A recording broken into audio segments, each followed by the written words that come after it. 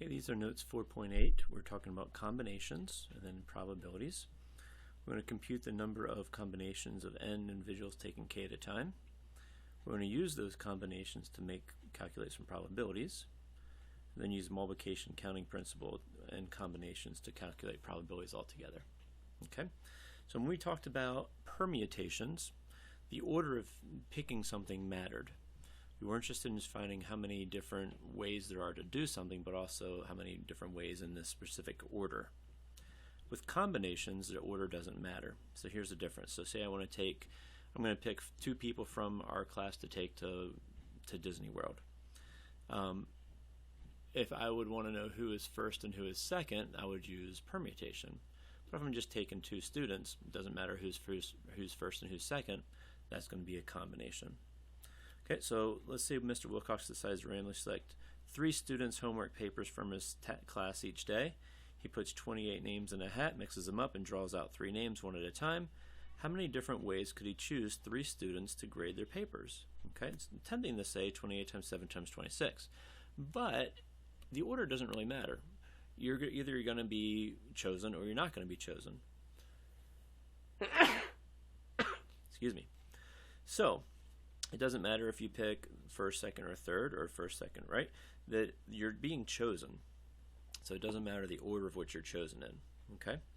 So these 3 people that were being chosen, how many different ways can you pick those 3 people? Well, that'd be 3 times 2 times 1 is 3 factorial is 6. So those 3 students that are picked can be arranged that many different times. So what we basically want to do is we want to take that, the permutation idea, and divide it by the how many different ways those can be done, like this. That's called a combination. The way we write it is we say there are 28 students and we're choosing 3. So the difference between these 2 things here is permutation, order matters. Okay, somebody's first, second, third, and combination order does not matter.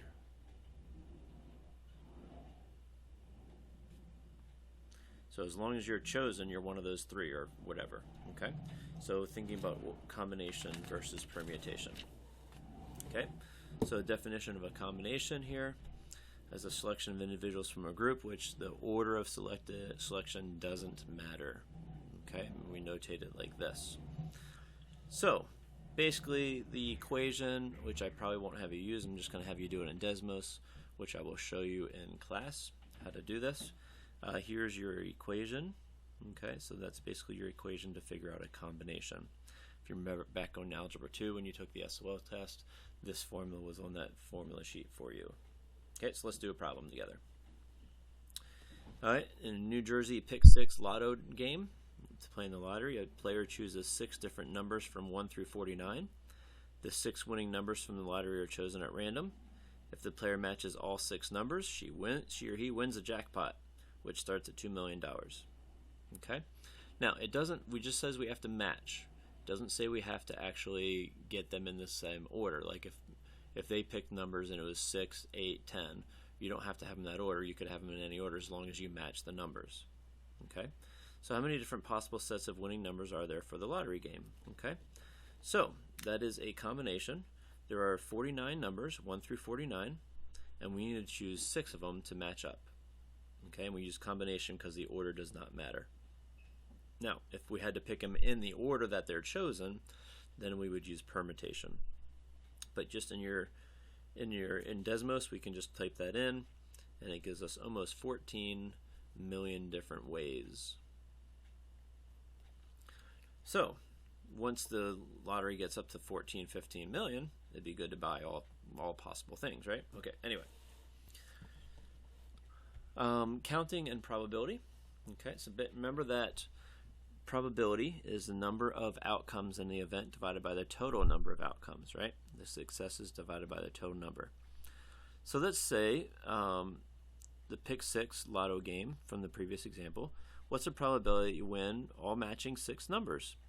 Because the winning numbers are randomly selected, any number between set of numbers 1 and 6 is equally likely. Okay, but anyway, if I play the game once, I have a 1 out of almost 14 million chance of winning the lottery there.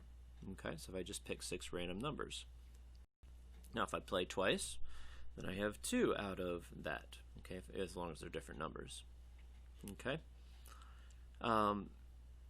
Yeah, your calculator, if you use a TI, it might give you this. Remember, this is scientific notation, means you move your decimal over 8 places, right? Very small probability. Okay, next problem. So there are 28 students in Mr. Wilcox's class, 16 boys and 12 girls.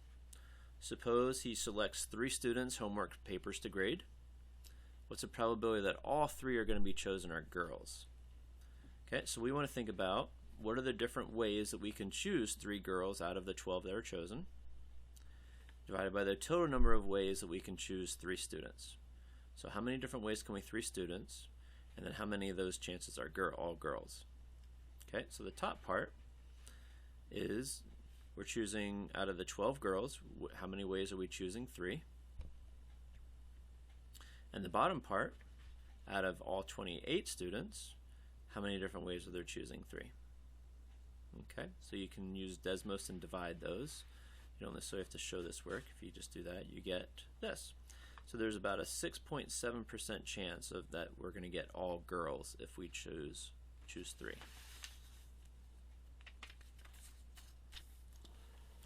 Okay, another way to think about that problem is to use the general multiplication rule we talked about. So the probability the first girl is female was 12 out of the 28. The second person chosen would have been 11 out of 27 because we already chose the 1. And the third person, since we already chose 2 females, would be 10 out of 26. If I multiply those all together, I get the same result as I did on the other side. Okay, so 2 different ways to do it. Both ways are correct. Okay, so let's do another problem here. This is a pretty interesting problem. An airline just finished training 25 junior pilots, 15 males and 10 females. Okay, there are 15 males and 10 females. So, to become captains. Unfortunately, only 8 captain positions are available right now. So there's 25 people, only 8 are available. Airline managers announced that they will use a lottery process to determine which pilots will fill the positions. So the names of all 25 pilots would be written identical pieces of paper, placed in a hat, mixed, and drawn out one at a time until all captains have been identified. A day later, they announced the results of the lottery, and of the 8, 5 are female and 3 are male. Now, if we think about this, we would expect more males than females, right? But we had 5 female and 3 male. Some of the male pilots were not selected, suspected the lottery might not have been fair, because we would expect more males, right? So was it fair or not? So part A, find the number of ways in which the lottery can result in 5 females and 3 males. Okay, so thinking about this, we're thinking male, female, 5 female. How many different ways can we select 5 females? Okay, so there's 10 females, and I'm selecting 3. I'm selecting 5. And I want this other event to happen too, right? So how many different ways are there out of 15 males? I'm selecting 3 of them. So how many different ways can I do that? Okay, so I think about this times that. And if you use Desmos, it comes up to be this. So you can't see. 114,660 different ways that we could select that many males and females. Okay, part B. Find the probability that a fair lottery results in selecting this. Okay, so in part B, we're going to think about how many total ways are there to select 5 females and 3 males, which is what we found already, right? There are 114,660 ways to do that, divided by the total number of ways of selecting 8 pilots. Now the total number of ways of selecting 8 pilots would be out of the 25, how many different ways can we select? 8. So that would be that number. So the number of getting that particular outcome versus the total would happen a little bit over 10% of the time, which is not extremely unlikely. So part C, based on the result, is there convincing evidence that the lottery wasn't carried out fairly?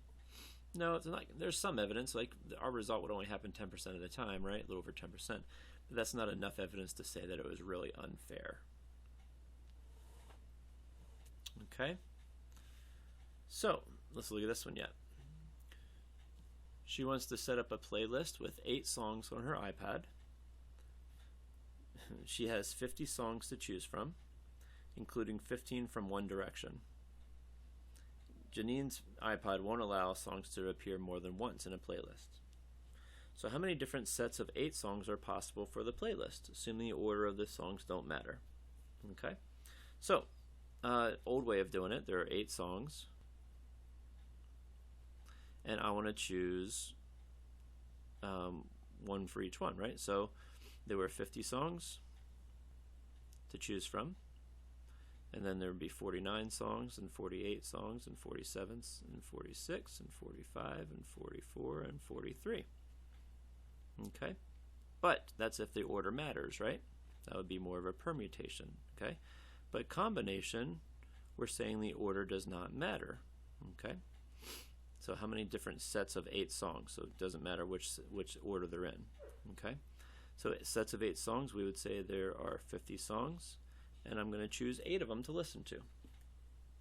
Okay, so if I work this out,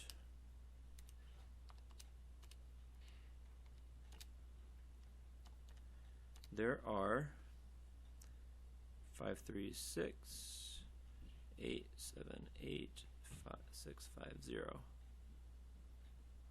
So there are that many, 536 million over that different playlists that they could have. Okay, assuming that the order does not matter.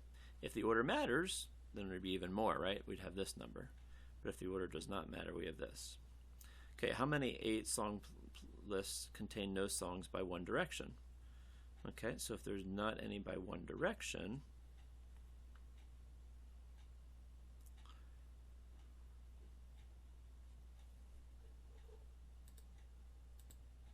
we are not talking about all 50, we're talking about only 50 minus the 15, right? So it'd be 35. If we're having those 35 songs, how many different ways are there to choose 8? So 35, choose 8, would only be this many different playlists.